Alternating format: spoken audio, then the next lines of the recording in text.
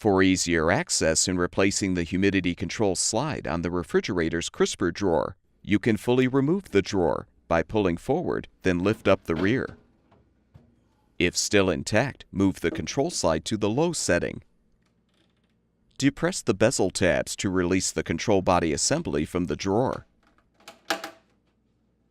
You will need to slightly widen the bezel portion of the body to remove the old slide. Install the new humidity control slide by inserting it into the body, then widen the bezel portion of the body to fully seat the slide. With the slide positioned to the right, insert the assembly through the slot in the crisper drawer and snap it into place.